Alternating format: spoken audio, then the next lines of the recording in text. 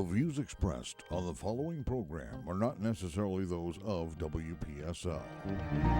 However, you are encouraged to like and share them on Facebook because, friends, it is time right now for the African American Scene. Brought to you by Howard Insurance and hosted by Rudy Howard. Good evening, good evening, good evening. Always glad to be with you here on a Wednesday night.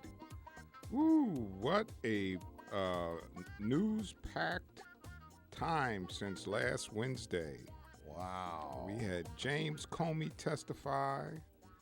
We had the Golden State Warriors win the championship. Hey. Although I grew up all my life as a 76ers fan. And when I came to Florida 24 years ago, I fell in love with the Heat because of Dwayne Wade. And I don't like the way the Heat did D. Wade, so I don't know if I'm going to still be a Heat fan. Even though I have a Heat plate on my car, I may go back to being a 76ers fan. I'm just really agitated at the way they treated him. Any way to spend more money on your registration tag. Yeah, right. And, a real tragedy in Virginia today, the shooting of Republican whip at the baseball field. That's very sad. Well, we're going to have an open mic night tonight. Like there's nothing to talk about. And I'm going to tell you, if it's just the first time you've heard me, I usually lay out some topics, and then I encourage you to comment on those topics, and then we engage in some very lively dialogue. Topic number one, Comey's testimony. What were your thoughts about that? It's been covered repeatedly over the past few days, so I doubt very seriously if there's anybody out here who hasn't really formed an opinion. It'd be unethical for me to answer the question because of fiduciary rules and privacy rules, and Right. And then the Jeff Sessions testimony. That's number two. Well, let's hear what you have to say about that. Number three, this is probably something that a lot of you didn't know anything about. 50 years ago, there was a landmark decision, Loving versus Virginia, and that was 1967. And in that decision, the Supreme Court ruled that it is against the law to create laws that prohibit interracial marriage. That was only 50 short years ago. And, so often I hear some of you say, oh, well, this is so long ago. That was 50 years ago. I'd like to see today someone try to regulate who can marry who. Yeah. Think of that, and you've got somebody out there that's just pounding the pavement, I guess, because if you don't like certain people marrying each other, there is your own business also that you need to mind. Yeah. But hey, listen, and I think you're right there. But I want to save that because I hope I get a couple of phone calls on that. Mm-hmm. Are you troubled? Here's my question number 4. Are you troubled by the Russians intervening in our election process? I would like to hear what you have to say about that. And then finally, this is a word of caution. I am praying they get this Philando Castile verdict correct, because I shudder to think what will happen in Minnesota if that comes back with a not guilty verdict. I mean, that whole thing was on tape. He was sitting in his car. He was shot to death in his car. clean record, good guy, supervisor at his job. Listen, I'm going to tell you now, and I've warned you over and over again about this, and you get mad about people rioting, but when there's a riot, it is not a single event. The single event is the spark. What causes the riot is the built-up frustration of people experiencing injustice. And you just take a match and you light a fire to it and it explodes. It's volatile. Yes, absolutely. So those are my topics. And that number is 340-1590. 340-1590. I can't believe there's nobody out there that doesn't have an opinion about the Comey testimony or the Sessions testimony. Well, we did hear an awful doggone lot about it at the time. Yeah. I mean, CBS 12 interrupted our 5 o'clock news yesterday with most of the hour dedicated to this press conference that just got absolutely nowhere. Yeah. That's what we called the whole thing a press conference, because it didn't really seem, like it should be. Hey, I will also entertain some phone calls on the Golden State Warriors. Mm-hmm. The Golden State Warriors are the new world champs, and they made, if you haven't heard, a very controversial decision. As a team, they refused to go to the White House to see Donald Trump. The whole team decided. That's interesting. Some of you may not like that, but that is what happened. Now, since you haven't called, no calls yet, let me start with the Comey hearing. Do you think he was credible? Okay. Do you think Comey was credible? And if you don't think he's credible, tell me why you didn't think he was credible. And we got Winnie on line 1. How you doing, Winnie? How you doing? Okay. God bless y'all. Stuff like that. Okay, what you think about ex-basketball player Dennis Rodman? He went on. He was that Korean guy. They best of friends.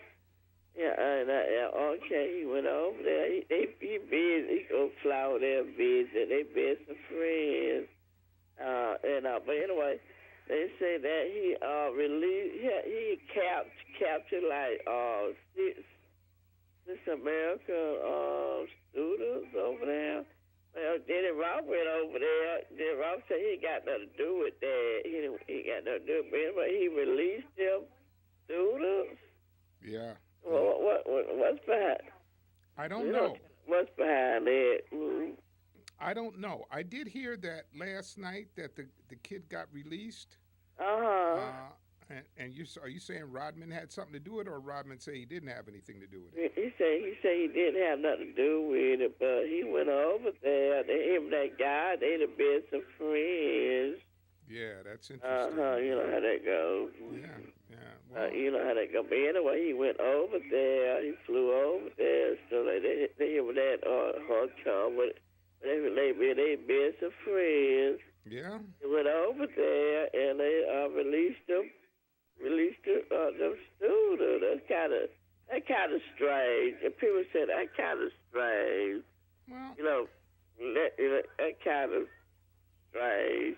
Who knows what it's about? He was in a coma, they say. That he's still in a coma. Yeah, one of them was in a coma. Wouldn't that be a medical liability to North Korea? And they probably got rid of him out of having a lack of funds to take care of him? Well, I don't know, but you know what? If Rodman did have something to do with it, even though I don't think very much of the North Korean leader. Good for the kid that he's no longer a prisoner in North Korea. I think that's a good thing. So.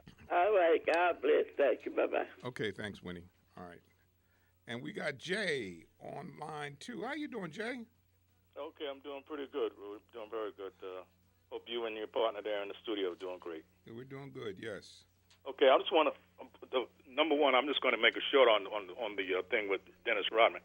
He had nothing to do with that young man being released. See, the young man was there, but he went there and he did something that we would think was very minor, but in North Korea, you shouldn't even sneeze in North Korea if you ever make that mistake to go there. Yeah, that's true. He took some kind of propaganda picture off a wall, and it was seen. I guess they had cameras and they saw it, and then they kept him, and they wanted a reason, I guess, to keep. But he was in a coma.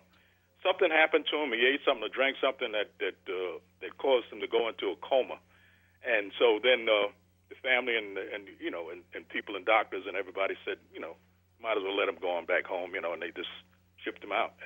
But this has been going on before Dennis Rodman even decided to go over there. Okay. The negotiation to get him out since he was ill. Okay. And I think that's what they were talking about. I was watching it on TV last night. Okay. But getting back to Comey. Okay. Comey's very credible. He was, the guy.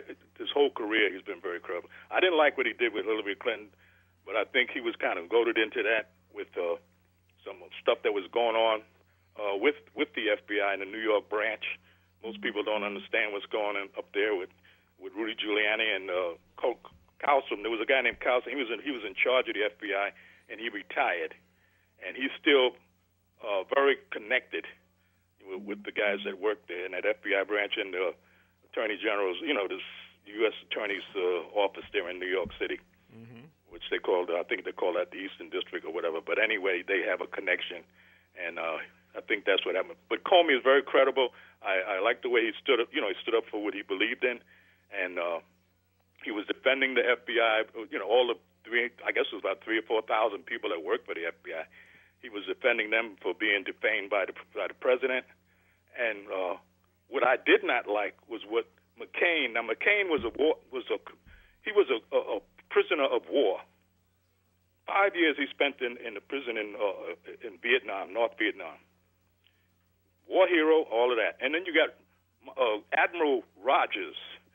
I don't know how he became to be an admiral when he would put a person over the country and would not answer questions for the American people. And McCain was stonewalling up there when we're talking about Russia interfering. Every war, most of since I've been alive, Russia has been an adversary to the United States, even going back to Kennedy. If it wasn't for Kennedy, we probably wouldn't be here today on Earth. The planet Earth wouldn't even be here if it wasn't for, Robert F. Kennedy. Jack Kennedy, the way he dealt with Khrushchev and stopped that nuclear war. Right. But for them to sit around and put party over country, and I'm listening to these two military people stonewalling when we trying to get to the bottom of this, what Russia was doing to this country and infiltrating into our system and in our political, system and the things that we cherish and our democracy. That to me took everything away that I had respect for McCain. And the other guy, Rogers, I'm still trying to figure out how he became an admiral. Well, with that kind of mindset. And that's just the way I looked at it. I'm sorry, man. No, But Jay. when I was listening to them talk, man, I lost all credibility because I've been in the military. I didn't want to go. I was drafted to Vietnam, and I had friends that passed away and died there. Died in combat. And for them to sit up there and stonewall to try to protect Donald Trump over the country and over the United States and all the people in the United States, and trying to protect the United States from all that nonsense that Russia was doing. And if they did that, they'll go a step further the next time. I can't figure that out. That just doesn't, and I was very disappointed, but I never heard any commentator or none of these $1 million people on CNN or MSNBC talk about that.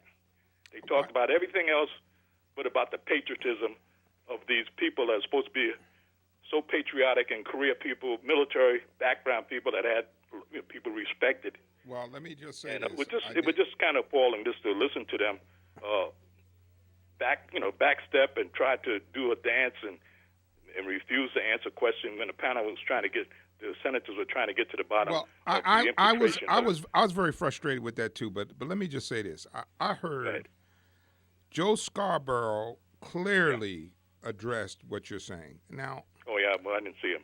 well, let me just say this to you though, because I agree with you 100%. But think about where our country is for it to happen the way it's happening now. Mm-hmm. We are so tribal that even in the face of what clearly is an interference in our electoral process, we fight to save the tribe rather than to find out the truth of what's going on. That is sick, and it's un-American, and it quite frankly ticks me off because this ain't about party at all. This is about finding out what they did to interfere with our electoral process. And if you are so hung up on your tribe that you can't see beyond your red glasses to figure out how important it is to this nation, then shame on you. I mean that sincerely. I'm just so aggravated with the whole thing. I mean, they are dropping into defense. It's a very simple thing. He did it or he didn't do it. If he didn't do it, and investigation says he and his people didn't do it, that's fine. I'm okay with that if that's what the investigation reveals. But let the investigation play out. Absolutely. Support the process.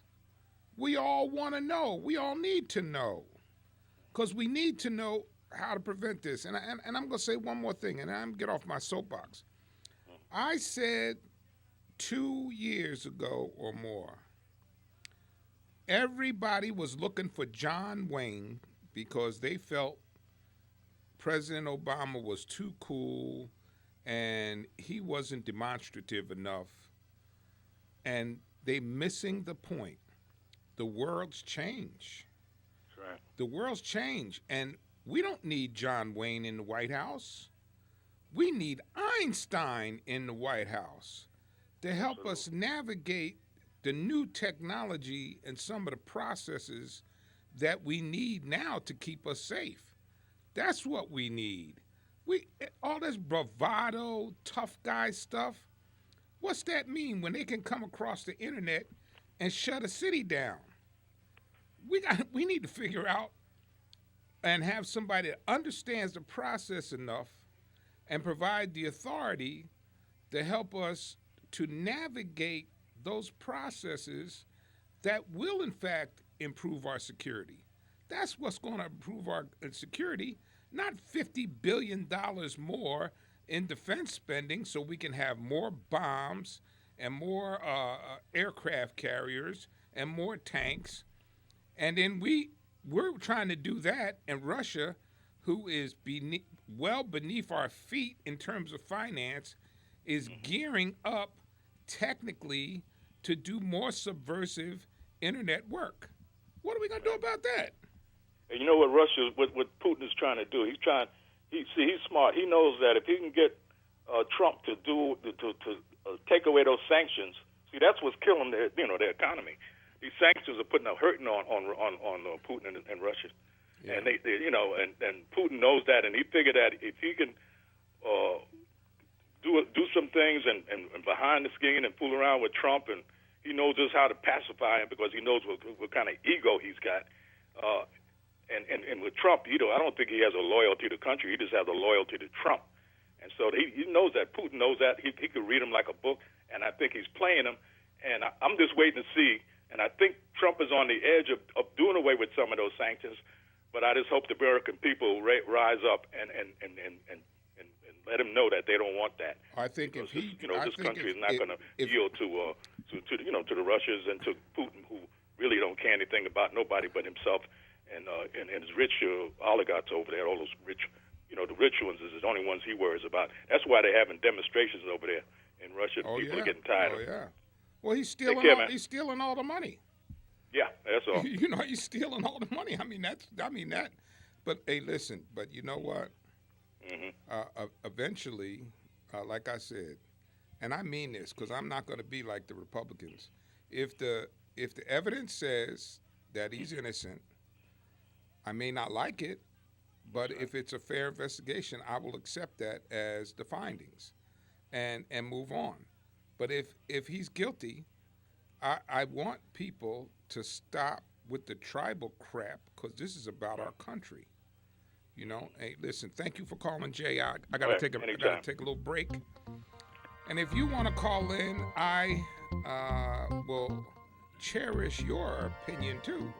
And that number is 340-1590. That's 340-1590. But I'll warn you, you might want to bring a few facts with you.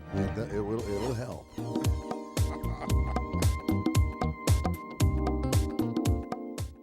The Treasure Coast Lexus Studios, your home for Rudy Howard's African American Scene on WPSL. Treasure Coast Lexus, US 1, south of Midway Road.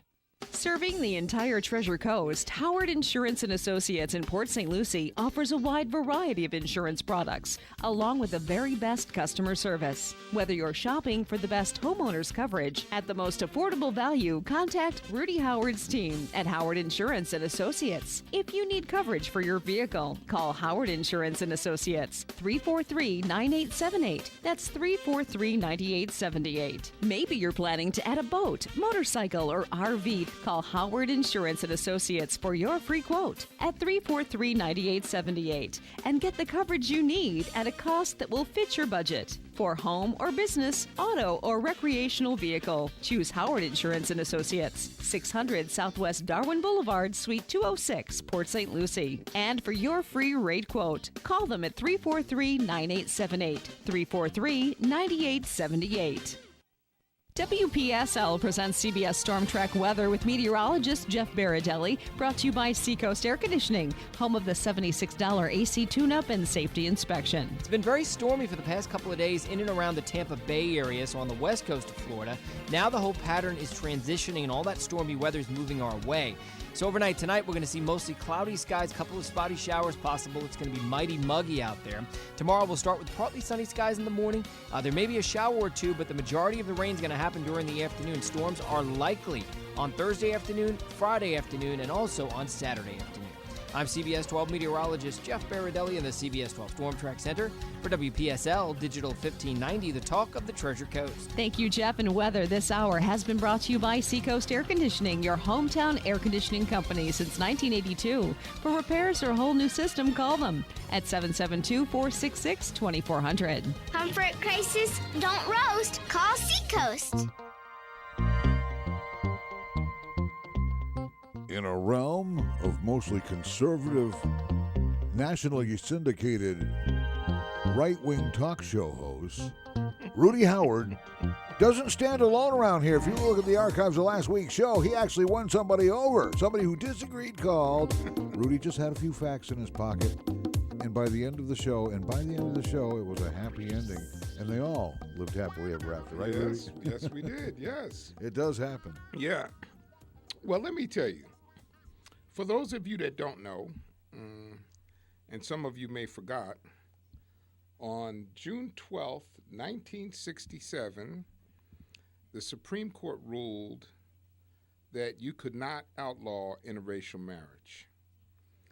Maybe in 2017, that may seem to be a bit bizarre, but in doing some research, it was even till 2009 that some states had still prohibited interracial marriage. And my question is, do you agree with that decision of Loving versus Virginia, that interracial marriage should be allowed? And then here's the big question. Let me see how many people will answer this question. If your kid came home with somebody of another race and said, I'm in love with this person, how would you feel? Let's be honest. Are you able to say with honesty how you can receive that? And you know, My sister's favorite movie, like I'm hung up on Officer and a Gentleman. My sister is hung up on Guess Who's Coming to Dinner. And you know, if you remember in that movie, Spencer Tracy, who had been a lifelong liberal and Democrat, when his daughter came home with Sidney Poitier, all of a sudden, everything that he believed became challenged and in a turmoil. Or maybe it just seems that way over the culture shock, perhaps. Yeah. You know. How would you handle it? Have you ever even given that any thought? Well, don't forget now, I raised 5 daughters. Yeah. And you know, there was one daughter, one of them, who decided that she was going to appall her parents. And she brought home a very nice, soft-spoken black boy who was maybe about a year older than her. And I was kind of thrilled. It's like, you know, I knew that someday something like this could happen, and I wanted to feel good about it. But I really felt good about it because, you know, this kid seemed so cool, and he was so gentle and had a very sensitive voice. Like, remember Michael Jackson's voice? Yeah. Uh-huh. Okay. And I get a big kick out of this. And I'm gonna share this with you, Rudy, because you'll get a kick out of this. He talked so softly to her all the time, and I thought, wow, he's very easy with her, and I thought that was really cool. Well, she went off into the bathroom or somewhere for a moment, and his phone rang. He answered the phone, and you know what he said? He goes, "Dog, what's up?" What happened to the soft-spoken, gentle boy? Yeah. And all of a sudden, he was a dude, and he was like, you know, talking to his buddy, and it was different. But, you know, I was ready for that, though. You know, back in those days, there's a lot of interracial marriages that have happened over the past 30 years of people that I know. And I got to say, and anybody listening has got to admit the truth about this, is the interracial children are the most beautiful people when they grow up. Unbelievable. And I think maybe the reason why some people don't like that is, well, it might make us feel ugly.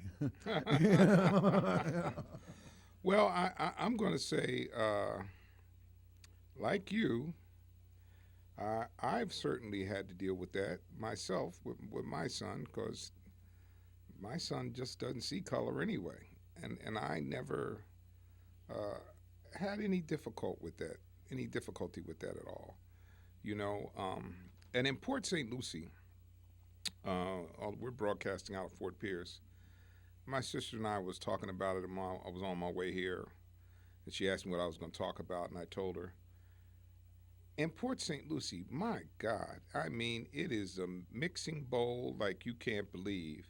I would bet you that I haven't been to a store in years where I haven't seen at least one interracial couple. Is it that same way around here too, Cliff? It's everywhere. Yeah, pretty much. And but I get a big charge out of the offspring. Mm-hmm. They're absolutely beautiful people. Yeah. Some pretty kids. Yeah, yeah, and even when they get older, it gets even worse, Rudy. They get beautiful later. You know, yeah. It's quite an amazing thing. I used to imagine a world someday. We call it a melting pot, where everything melts together, everyone melts together. And I may have shared this with you before, but I've always pictured a world where eventually everybody would mix down to one tone. Perhaps a little lighter than you, perhaps a little darker than me, but you're talking about maybe more Egyptian looking or something. But I always pictured a world becoming one world of one people because of the multitude of the different mixes of race. I think, though, I think that scares the heck out of some people. Oh, yeah. I think there's people that are really not happy about the idea of our nation becoming so mixed as that. What say you out there? Do you have any thoughts about that? Does that bother you at all? And this is a no judgment zone. So I mean, if Right. if that bothers you, you're please by all means feel free to call up and say I don't like it and tell me why you don't like it. I maybe you'll teach me something. I don't know. Maybe there's something good in that we need to know. Yeah. I don't have any reservations about it, and a lot of people don't. But I also consider myself a free thinker. I'll think what I want. Oh, yeah, I'll absolutely. think what I Yeah. want. I don't care what anybody thinks. I'll think what I want to think. Well, you know, one of the good things about getting older, I was talking to a good friend of mine. He called me today from Jersey, and he was dropping a problem on me. And I said to him, I said, you know what, one of the advantages of being our age now? And he said, what's that? I said, I really don't care what people think about me. Yeah. Yeah. You know, I don't when care. we're younger, it's like so and so thinks you're a nerd. Right, yeah. A nerd. Oh, man, that's bad. Oh, that hurts. I'm offended. Right, exactly, yeah. Not one bit do I care. Yeah. Now, okay, again, that number is 340-1590. And let me say this. Do you think that there is an issue with Russia and our voting system? Do you believe that? Or do you just believe that is all a hoax? That there's nothing to it? I don't think it's all a hoax, but I think it's definitely being, I'll say, embellished to look larger, magnified. Well, I don't even know if we can say that yet, because you know what? In this kind of investigation, we don't know. It is under investigation, and there's stuff that I know what it is. We're following it all too closely, and it's affecting us. It's aggravating us. Because yes. For folks who want answers right now, now answers don't come like that. No, they don't. You have to prick and pry and tear it apart, break it down, roll it around, dissect it. Mechanically re-engineer it and take a good look at it. Yeah. So I think eventually we will know. We will know. Okay, here's another thing I found, and this is particularly caught my attention. I was looking at a show Sunday morning before I went to church, and this gentleman came on to report a study that was done by the military. And the name of the group is, hold on if I get to my paper here. The name of the group is called the Protect Our Defenders. And Protect Our Defenders did a report and found that there was significant racial disparity in the application of justice within our military. And here's a few of the statistics. Protect Our Defenders found that in the Air Force, airmen were 71% more likely than their white counterparts to face court-martial or judicial punishment. And it was among the highest of the 4 branches of the military. Very interesting. It also reports that depending on the branch of the service, black military service members between nearly 1.3 to 2.6 times as likely as white counterparts to face judicial or disciplinary matters, the report said. Now this is an independent report, not something done by Al Sharpton or Jesse Jackson. None of them had anything to do with this. And the report period was from 2006 to 2015. Now, let me tell you why it caught my attention. My brother-in-law, and we hate to call each other brother-in-law because we feel more like brothers than brother-in-law, just retired as Senior Deputy Attorney General from the state of North Carolina. And he was a JAG officer. And long ago, when I first became a member of the family and he was talking to me about his JAG experience, and I asked him why he didn't stay in the military, he told me the gross disparity between how the blacks were being treated and the whites were being treated was very frustrating to him, and he didn't think that he could make any difference, so he couldn't stay there. So as I was listening to this report, he immediately popped up into my mind, and I called him, and he said, "Brother, didn't I tell you?" I said, "Yes." And the guy that was doing this report on TV said it's been going on for years and years and years. Now, my brother and I are separated by a month in birthdays. As a matter of fact, I think it might be 3 weeks. The difference between his birthday and my birthday. Otherwise, we're pretty much the same age. So figure about that. That's got to have been going on for at least 35, 40 years. This has been going on. How did the civil rights movement miss this? Because it's more closed. The information is not as readily available. And this Protect Our Defenders organization was kind of created to try to ferret some of this out, which was really interesting. And in 2015, the service branch began both unconscious bias training for senior leaders to combat the issue, and the Judge Advocate General Corps started a senior legal officer orientation course for a group and wing commanders that included recognizing implicit and explicit bias. Now,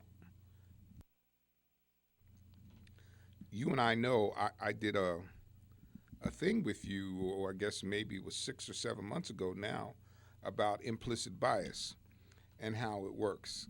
And this is an example of it. See, and let me give you let me show you how it actually works. Recently, I was at Martin County Hospital visiting a friend at the hospital who was in there sick. And when I came out of the hospital, I was walking to my car, and I saw this, a white lady.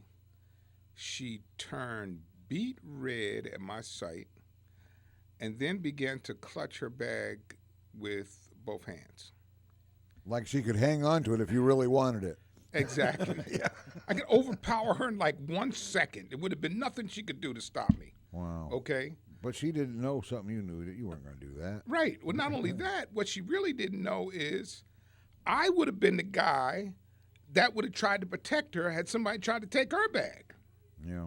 Which could be dangerous because she could misunderstand that. Yeah. Well, Oh, you know. my, yeah, I mean, yeah. I'm the guy, if somebody had to come up to her and tried to take her bag, I'm the guy that would have intervened. She don't know that, though, but she saw me, and bingo. Yeah. She made a judgment based on nothing. I get things like that. I was walking through town one time, and this lady in this car was looking at me, and I'm thinking, oh, no, I got recognized. One of my radio fans. Oh, what's she reaches over, and she locked her door. Yeah. Yes. That was probably when you had your long hair, too. Of course, yeah. Yeah, right, yeah. So what I'm saying to you is this kind of unconscious bias works on people in ways that they don't even know that it works on them. And it affects their decision-making process, which can be harmful to people. And it's Mark. Yes, Mark. Hey, Rudy, how you doing? Okay. I have a question for you about that story you were talking about that in the parking lot that you were just talking about. Yeah. And I understand where you're going, but we don't know if that lady had some kind of experience that forced her to react that way. it's easy to say, well, it was because you were black, she was white. But I happen to know of a person who was attacked by a black person.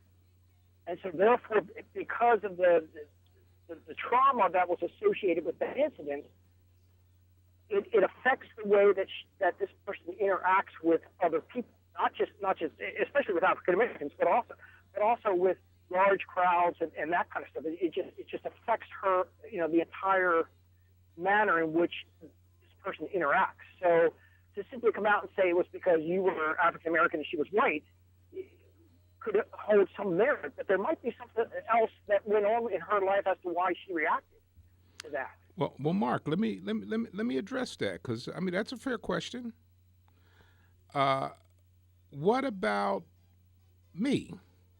If I have experienced a racial prejudice situation by a white person, can I then imprint that on all the rest of the white people that I see going forward? It could happen, sometimes involuntarily. Okay, yes, that's possible involuntarily. That has not happened to me because I did not choose for that to be. That's something I fought for against all of my life, because I can't complain about people doing it to me and then turn around and do the same thing to somebody else. And so each person that I have had an experience with, I treat as an individual. So, yeah, you can make an excuse for her, and I'm sorry, Mark, I call that an excuse because she maybe had a bad experience with one black person. I've had a bad experience with a black person, for God's sake, Really, and I understand that, but again, you can make a blanket statement, okay, and it can be a balance, but you also have to understand that we don't know, the circumstances of this person's life. Now, and maybe, I don't know how old the lady was. I mean, she looked like she was in her 50s or 60s. Okay. So, we are products of our society to a degree. Now, we can attempt to overcome the biases and the prejudices that we grow up with, and hopefully to be better people, we do that. But again, if somebody suffers a traumatic incident, okay, and it doesn't matter, whether it's somebody's attacked, somebody's raped, whatever the instance is, to say that person shouldn't react the way they did, that's,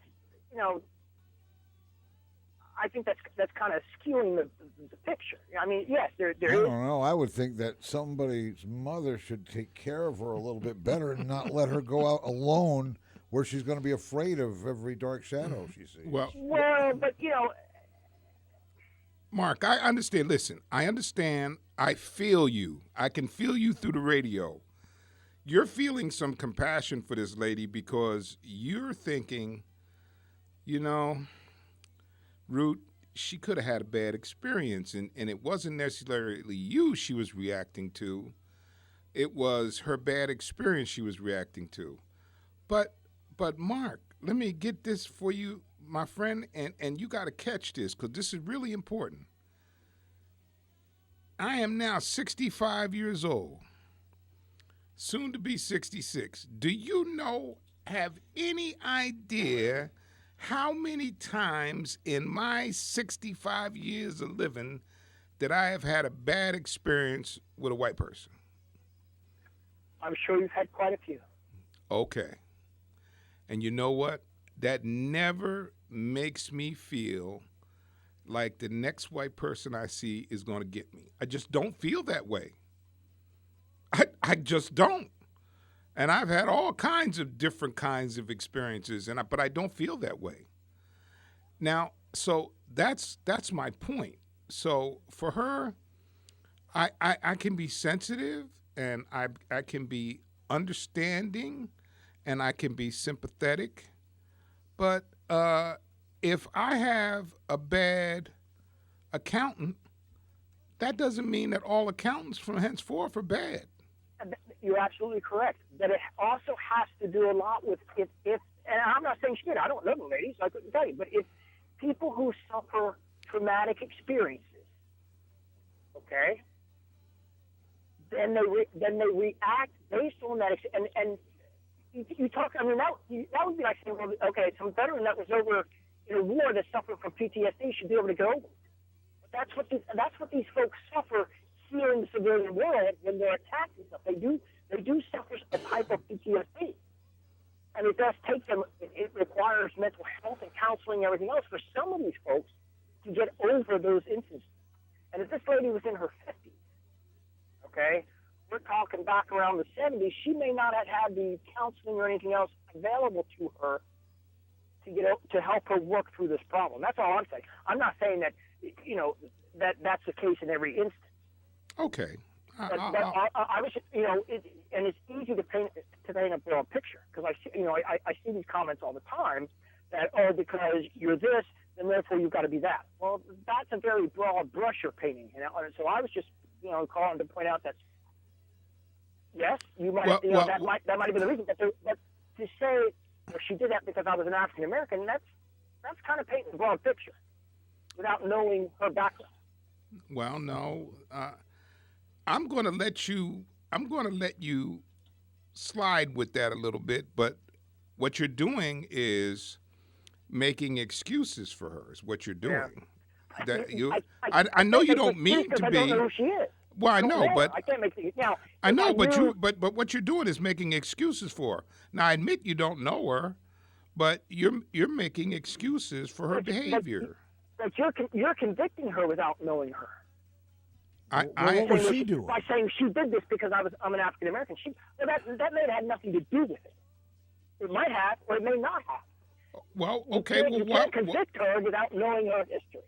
Okay, well, tell me what I could surmise other than what I came up with as a reason for why she turned beet red and then clutched her purse with both arms.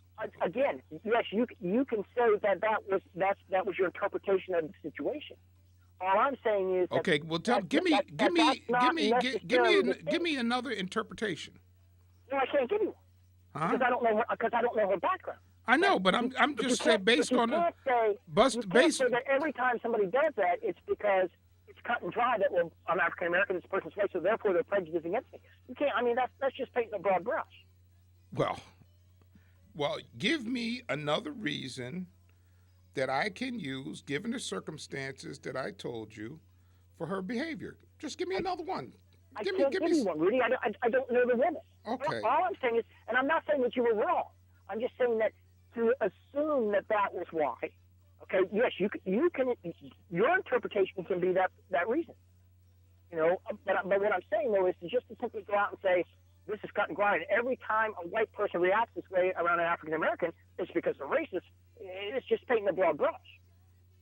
Okay. I understand. You understand what I'm saying? I'm not saying you're wrong, but it's also like people who can't handle large crowds. You can't say, I mean, you don't know if there was something that has created that response in them. That's all I'm saying. I'm not saying that, and in this case, I'm not saying you were right or wrong.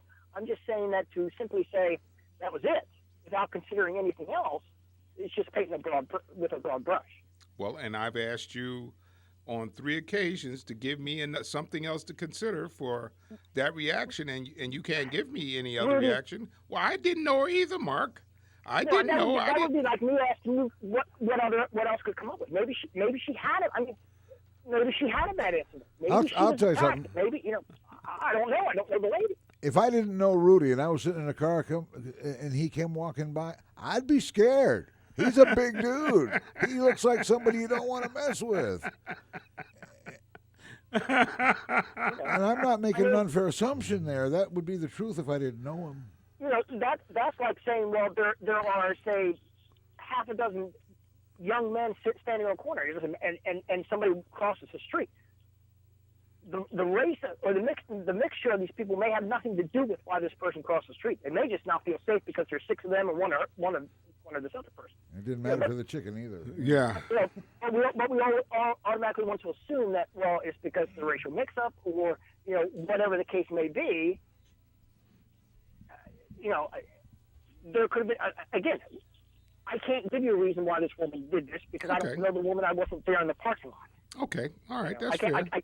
You know what I'm saying? But all I'm saying is to simply assume that was the only reason why she did what she did was because of your race, I think is wrong.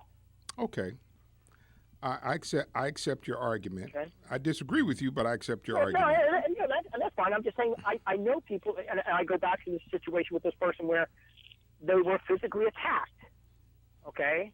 And therefore, when they get around a certain group of people, they have a natural response because of an incident that happened to them in the past. I mean, and that's natural to people.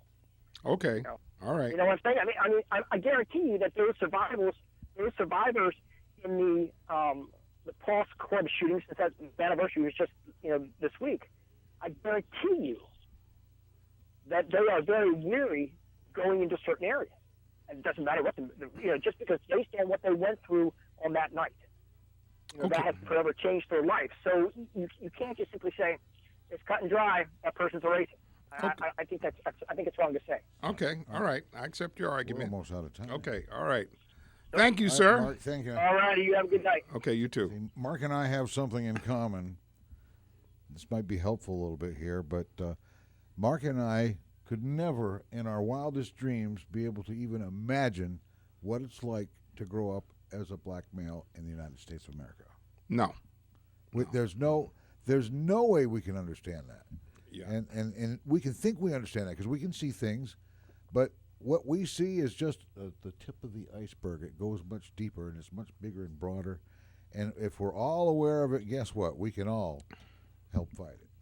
That's the whole point. That is the whole point. Because if we're aware of our biases and we work to overcome them, that makes for a more harmonious society, for sure. And listen, like I said, I've had to work I could tell you some stories that would make your skin crawl, but I never let that drag me into that realm. Number one, I wasn't raised that way, but I just never let that get me to that area. So. But anyway, that was an interesting dialogue. So now I'm going to say in closing, I know we're coming to the end here. I think it's important. This Philando Castile, I don't know when this verdict's going to come in, but I'm going to get on my knees tonight and I'm going to pray that if this cop is innocent, that community does not erupt. I'm going to pray for that. And I'm gonna send my prayers up to God to not let that community erupt, because if that cop's found innocent, it could be a big problem. But anyway, thank you so much for tuning in to the African American Scene. God bless and be safe, and I will see you next week right here for the African American Scene. Archives of this program can be found at WPSLTV.com, which is our YouTube presence. The African American Scene can be heard every Wednesday evening in the 6 o'clock hour. Right here on WPSL Port St. Lucie, the top of the Treasure Coast.